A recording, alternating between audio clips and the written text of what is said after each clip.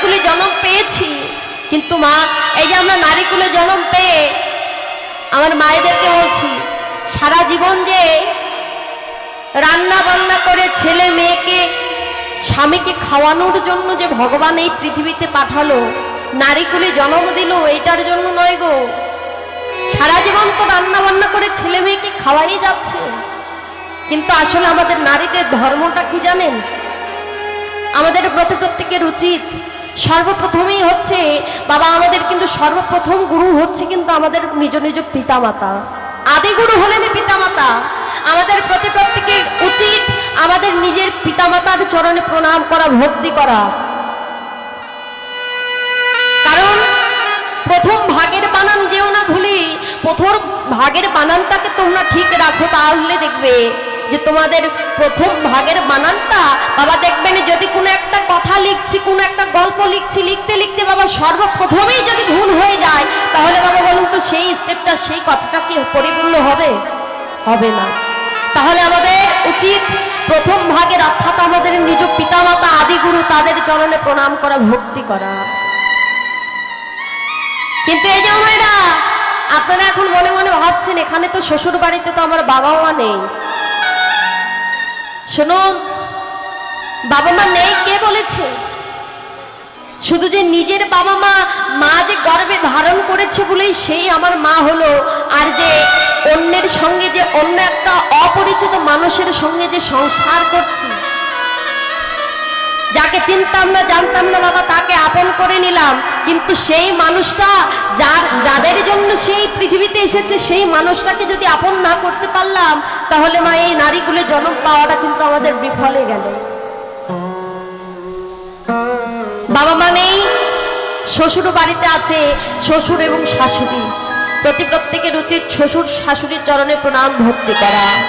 কিন্তু আমায়রা এই যে নববৃন্দাবন ধামে আসবার সময় কে কে শ্বশুর শাশুড়ির চরণে প্রণাম করে এসেছেন একটু হাত তুলবেন।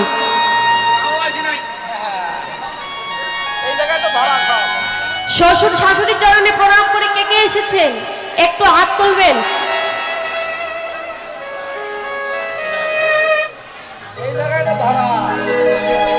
কেউ নয় মা, বাবা আপনারা মায়েদের চরণে, বাবার চরণে প্রণাম করে এসেছেন।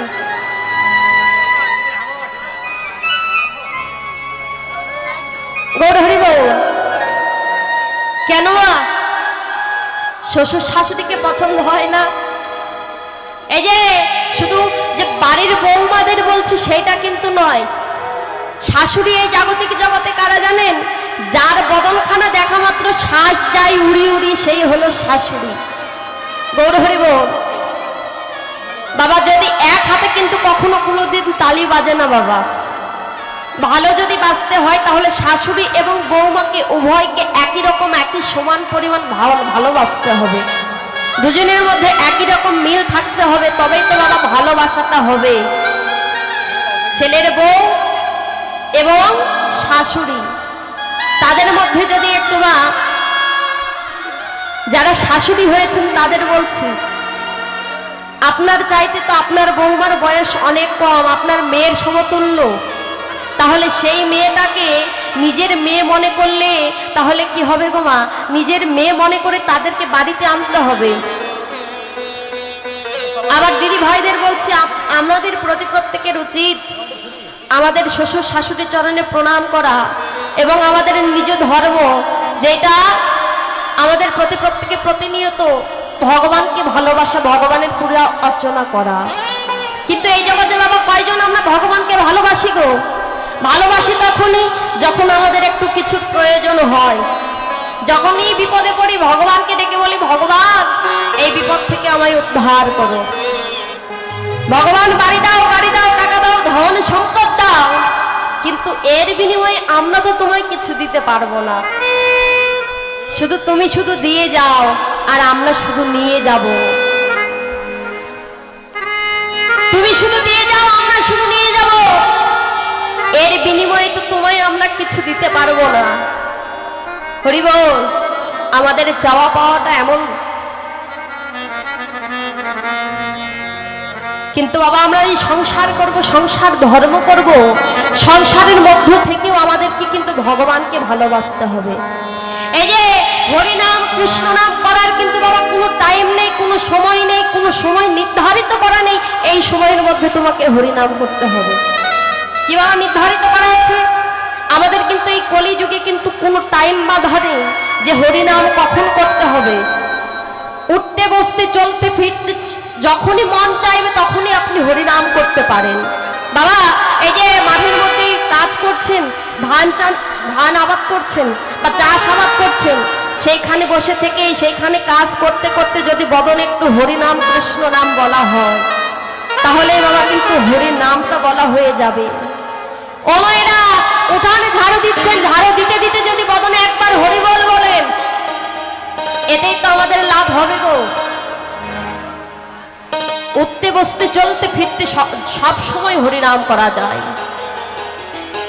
ভগবান বলে গেছেন একবার কৃষ্ণ নামে জীব যত পাপ হরে, জীবের সাধ্য নয় সে তত পাপ করে। শুধুমাত্র একবার বদন ভরে হরিবল বলতে হবে।